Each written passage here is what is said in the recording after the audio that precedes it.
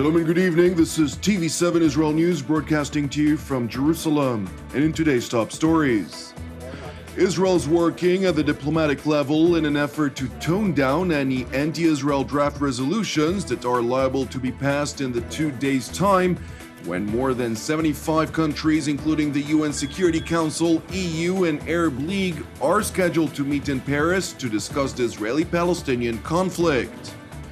Syrian opposition figures claim that Israel conducted aerial strikes in Syria, targeting a military airport. U.S. Special Envoy for Syria Staffan de Mistura says a ceasefire brokered by Moscow and Turkey was largely holding across Syria, aside from some exceptions, while noting that humanitarian aid was still not getting to besieged areas.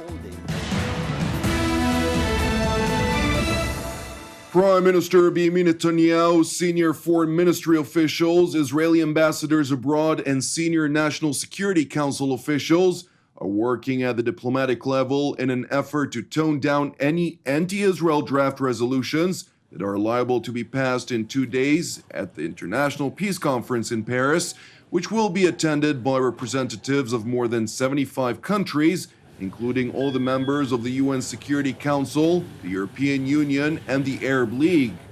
During a meeting yesterday between Norwegian Foreign Minister Borg Brende and Prime Minister Benjamin Netanyahu in Jerusalem, the Israeli leader accused the Palestinian leadership of leading the international conference in Paris with French auspices to advance and adopt additional anti-Israel resolutions, a reality Netanyahu said was pushing peace backwards.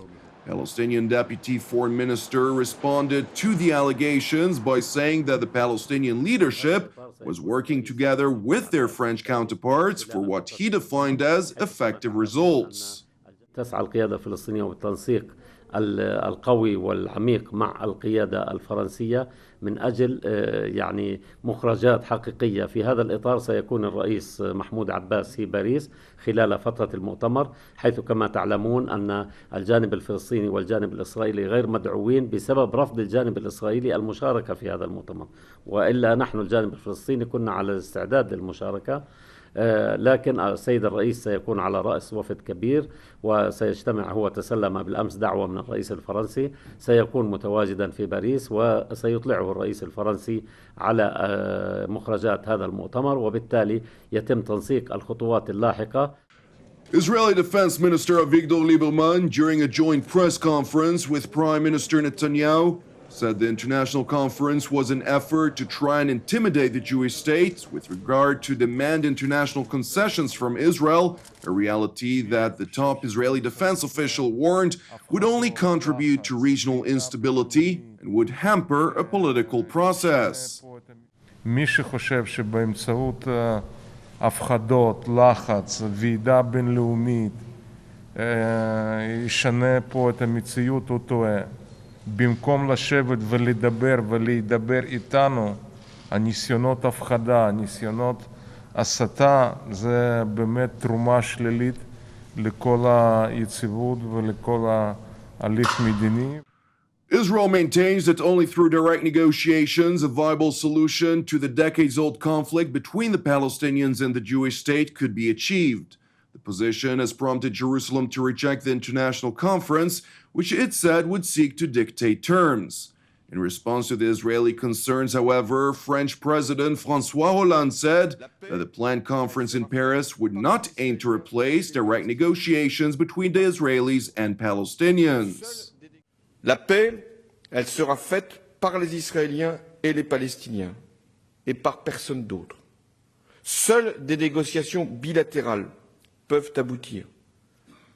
La réunion de dimanche, elle doit donc rappeler la détermination à soutenir une solution à 2 États et faire avancer des solutions concrètes pour le développement des infrastructures urbaines.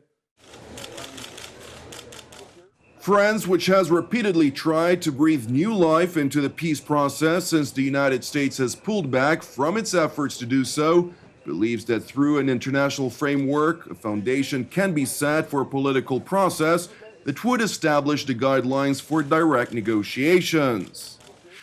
Meanwhile, in Germany, Foreign Minister Frank-Walter Steinmeier stressed during a joint press conference with his Egyptian counterpart Samih Shoukry that only through the establishment of a two-state solution, Israel and the Palestinians could live in security and coexist.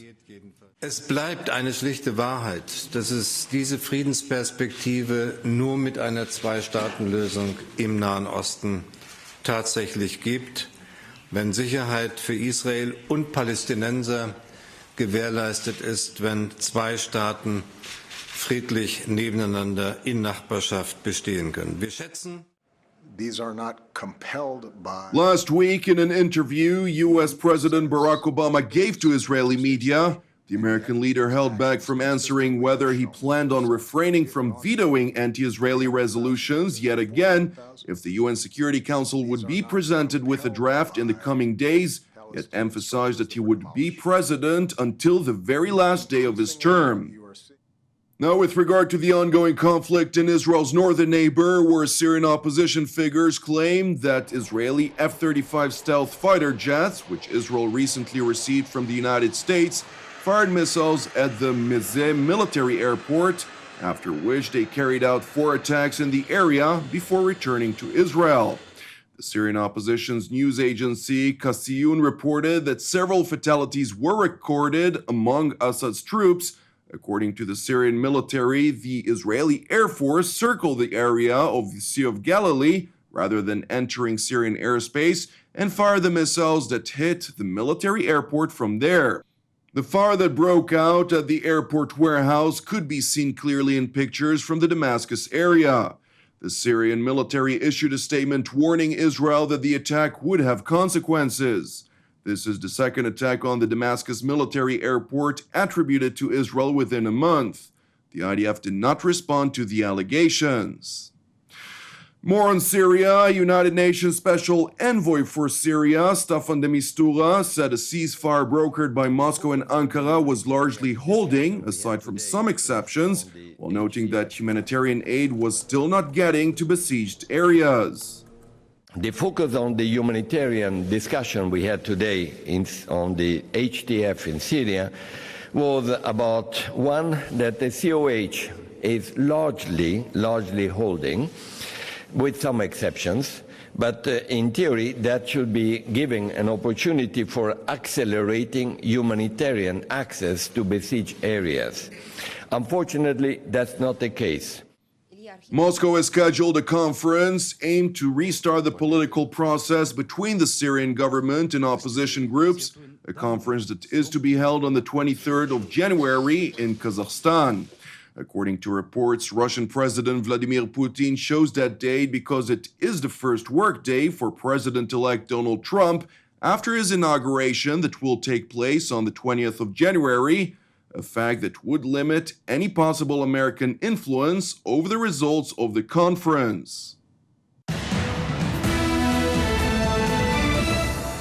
Thank you for watching us. You can also watch us at TV7israelnews.com or TV7.fi. For any comments, please send your emails to israelnews@tv7.fi. For more updates from Israel and the region, please join our Facebook page at TV7 Israel News. Keep praying for the peace of Israel and the peace of Jerusalem. Jonathan Hessen, Erev Tov and Shabbat Shalom. We'll see you again on Monday at the same time.